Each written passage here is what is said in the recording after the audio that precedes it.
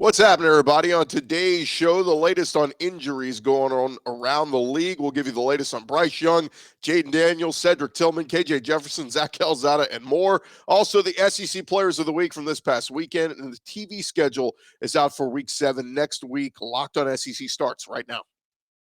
Are Locked On SEC, your daily podcast on the Southeastern Conference. Part of the Locked On Podcast Network, your team every day.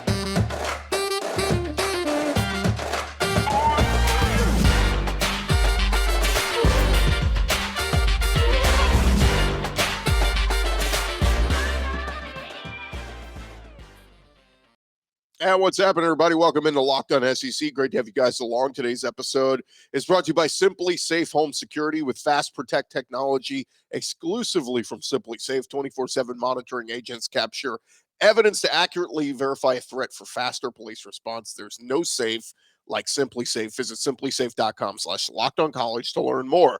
I'm Chris Gordy. Thanks for making Locked On SEC your first listen every day. And remember, Locked On SEC is free and available on all platforms, including YouTube and at LockedOnSEC.com. Let's jump into it. Let's go around the conference. Boots out to the right. Takes the handoff. What a catch! Around the conference. And we start over at Alabama as Nick Saban meeting with the media on Monday. And, of course, a lot of attention surrounding Bryce Young's shoulder injury. When will he be back? He continues to be day to day. Of course, we saw Jalen Milroe in there for Alabama and looked pretty good, did some good things for Bama. But Nick Saban got a little testy with the media on Monday because of media reports. Saban always going after the media for their rat poison. Here's a little bit of what that sounded like. You might as well make it up. I saw today where there's headlines in the paper that, I'm going to keep it a secret what we're going to do with Bryce. It sounded like me making that statement, but I've never said that. But it was there in black and white. So you can make up whatever you want to make up. Look at somebody else's running quarterback and say they should put these plays in. I think that'd be a better way to do it. Saban went on to say he's got a little bit of a shoulder injury. It's not a long-term type of injury, but going to be day-to-day.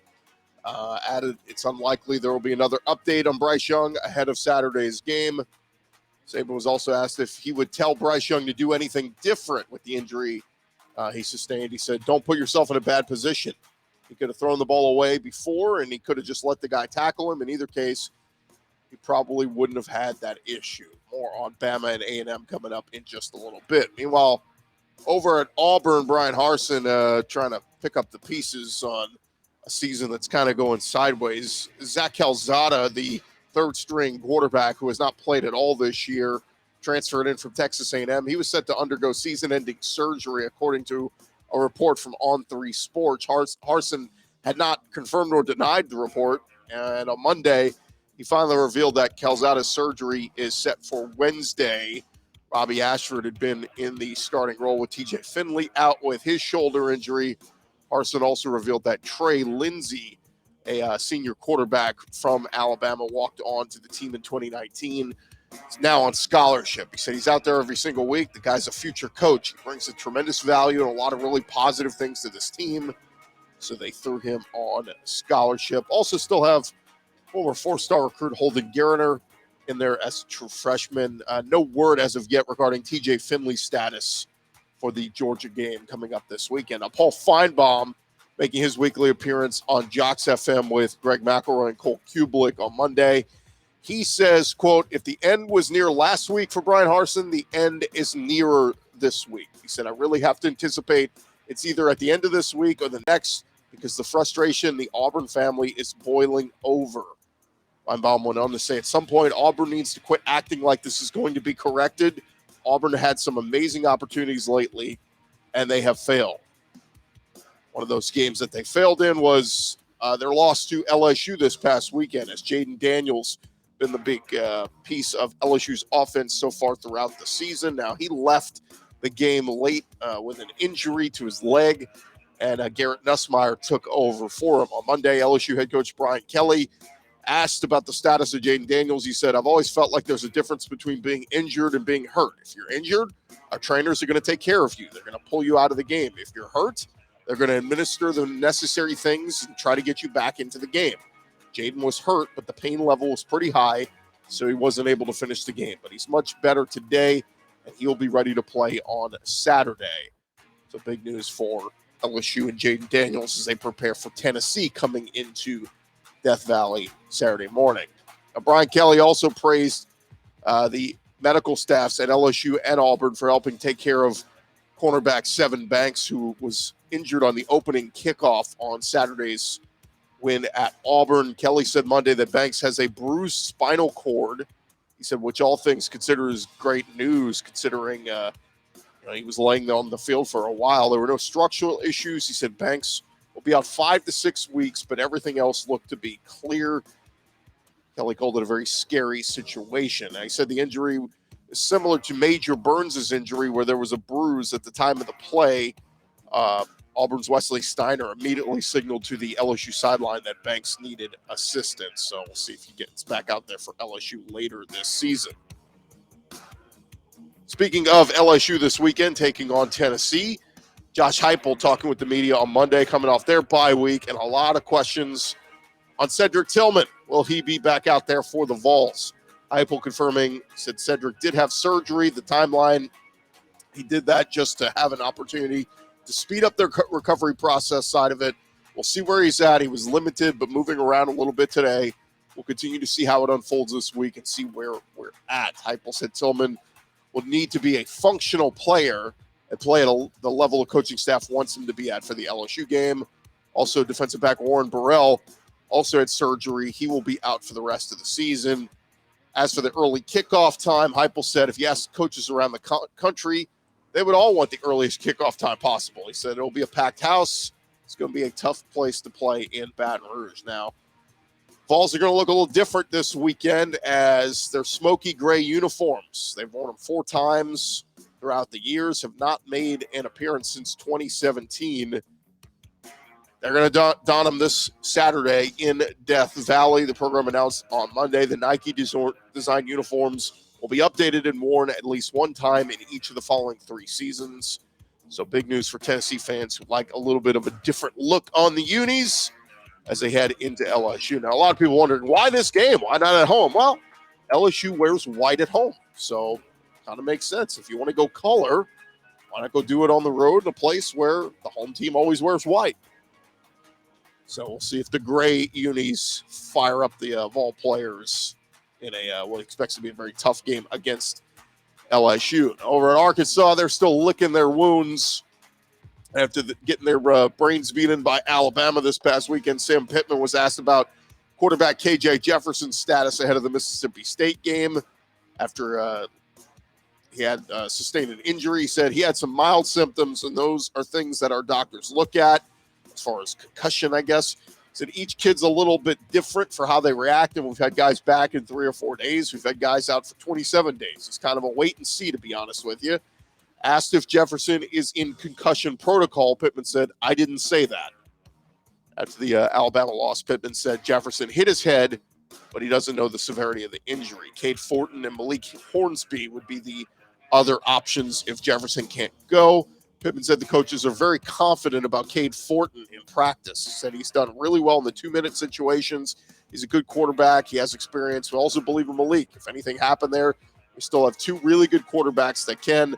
They're certainly different, even though Cade can run a little bit as well. He would probably be looked at as more of a passer, and Malik as a runner, but they can do either. So we'll see what Arkansas decides to do with a big game against Mississippi State coming this weekend.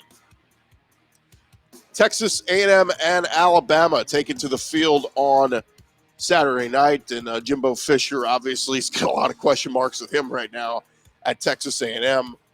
The status of that program. And Max Johnson, their quarterback, is day-to-day with a hand issue. As for trying to prepare for Bryce Young or Jalen Milroe, Fisher was asked Monday for a scouting report on the Alabama backup quarterback, who may be the starter if Bryce can't go. Jalen Milroe, Fisher said, very athletic, strong, has a strong arm, can throw the heck out of it, came to our camp Great body, great competitor, did a heck of a job in our camp. He was a guy we were recruiting. Outstanding athlete, very athletic. He can throw it a mile. So we will see if it is Jalen Milroe who takes the field for Alabama against A&M in Tuscaloosa this weekend. The Aggies, of course, started the season ranked 6th in the country. Since then, they've lost to Appalachian State and now Mississippi State. Jimbo Fisher said Max Johnson is currently day-to-day, banged his hand. He said, we'll go day-to-day with him. We'll get Haynes King and Connor Wagman ready to play if Max can't go. And he said, don't expect any definitive word from Jimbo on the quarterback spot. Fisher said, quote, well, you want me to call Nick and tell him who we're starting? So there you go. That is the latest there with the Aggies. Oh, one more quick note. Lane Kiffin did receive a little bit of an honor this week. He was named the Dodd Trophy Coach of the Week. Rebels beat number 7 Kentucky at home on Saturday, 22-19. It was the 13th consecutive home win for Ole Miss. And Jim Terry, the chairman of the Bobby Dodd Coach of the Year Foundation, said Coach Kiffin has sparked new life into the Ole Miss football program, building off of last year's success and starting the season 5-0. So congrats to Lane Kiffin. The Rebels will be on the road this Saturday at Vanderbilt. And one more note from that game. Obviously, they beat Kentucky. Mark Stoops, talking with the media on Monday, said he was very pleased with how Chris Rodriguez looked in his first game back, 72 yards and a touchdown on 19 carries. He said it was good. I think late in the game he was a little winded, but just getting a feel for it was good. And I thought he responded well. They will take on South Carolina this Saturday. And there you have it. That is part of the latest going on around the conference. Coming up next, we'll touch on Georgia and a few other notes as we continue going around the conference. Thank you guys again for making Locked On SEC your first listen every day. Want to tell you about our friends over at SimpliSafe. Look, the numbers don't lie. In the last decade, over 4 million people have chosen SimpliSafe home security to protect their home. You don't earn the trust of that many people without doing something right. At SimpliSafe, your safety is the only thing that matters. I know because I use SimpliSafe in my own home. They protect with cutting-edge security technology powered by 24/7 professional monitoring agents who always have your back, and plenty of reasons to love it. They have 24/7 professional monitoring. SimpliSafe's agents call you the moment a threat is detected and dispatch police or first responders in an emergency, even if you're not home or can't be reached. SimpliSafe blankets your home with protection. They got advanced sensors for every room, window, and door, HD security cameras for inside and outside your home, smarter ways to detect motion that only alert when a threat is real. Look, customize the perfect system for your home in just a few minutes at simplisafe.com/lockedoncollege. Save 20% on your SimpliSafe security system when you sign up for an interactive monitoring plan and get your first month free. Visit simplisafe.com/lockedoncollege to learn more. There is no safe like SimpliSafe.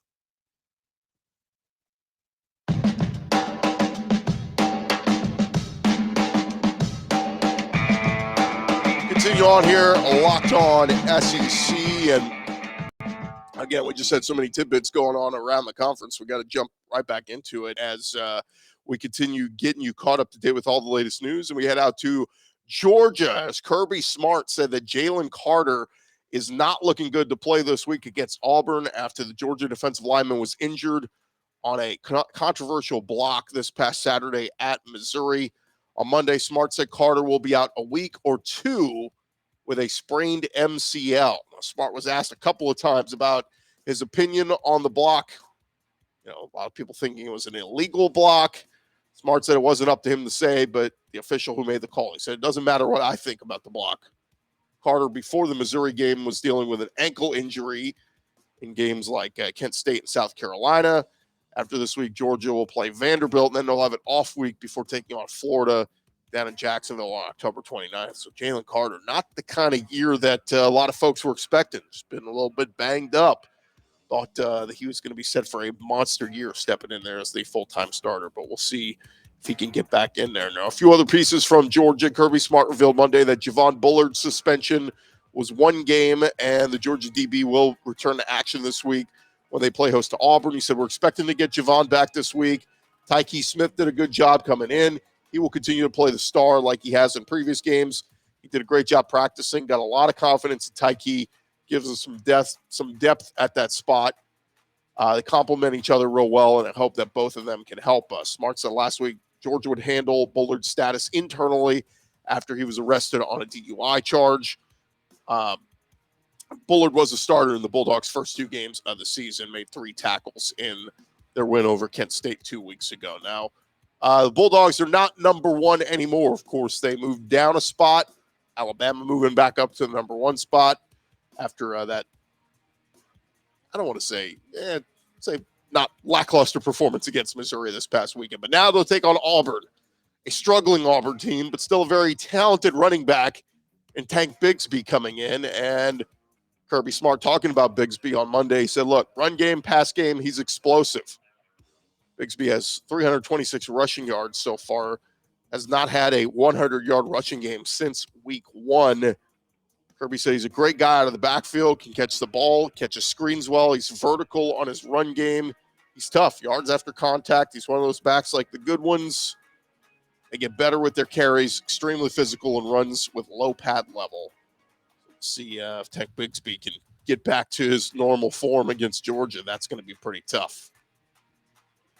Some news over at Mizzou. They are going to host Memphis next season at the Dome at America's Center in St. Louis after the game was moved from the Liberty Bowl in Memphis. According to the Post-Dispatch, Missouri officials have been working with officials at Memphis to move the game to a neutral site, so they will play it in St. Louis. The Missouri-Memphis battle next fall, scheduled for September 23rd. It's Missouri's 3rd game of the season.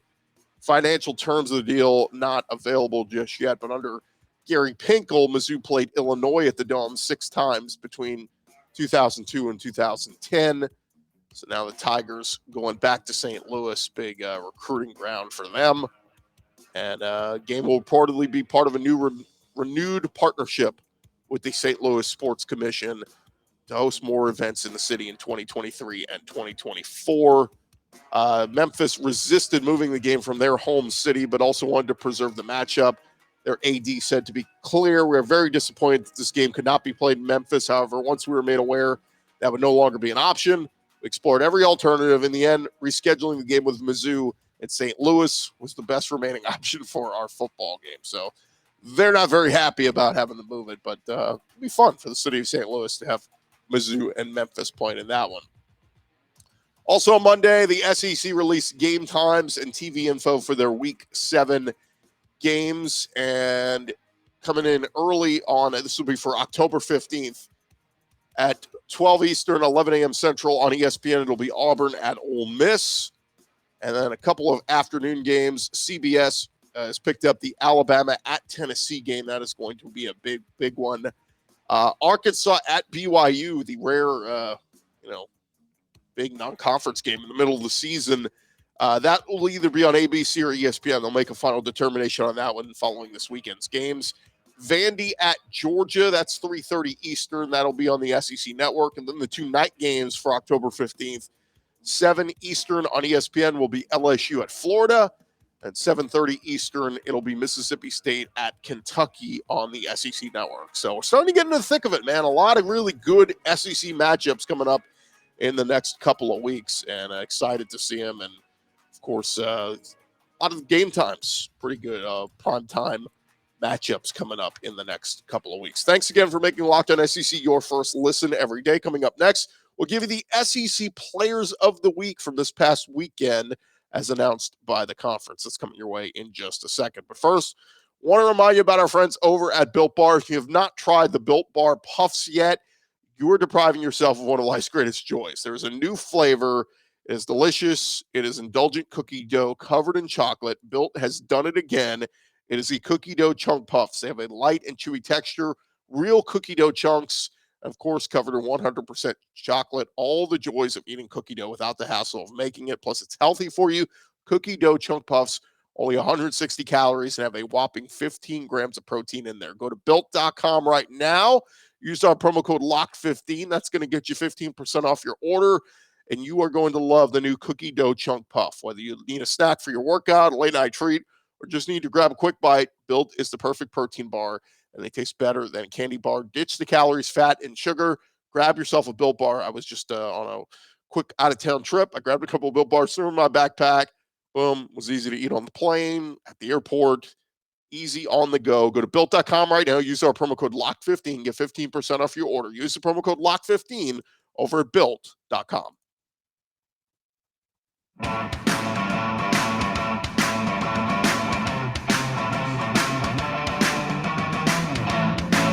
Go along here, Locked On SEC, and the SEC Players of the Week were just announced for this past weekend, so figured we'd jump into that with you guys as some tremendous honors going on around the conference.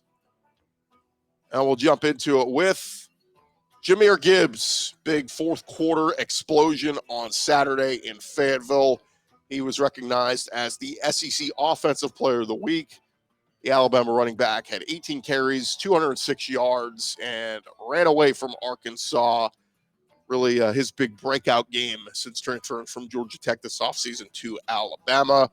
So congrats to Jahmyr Gibbs. Meanwhile, Mississippi State cornerback Emmanuel Forbes, he was named SEC Defensive Player of the Week, making 2 interceptions, including a 33-yard pick six off Haynes King that helped Mississippi State in the 42-24 win over Texas A&M. He also had a pass deflection.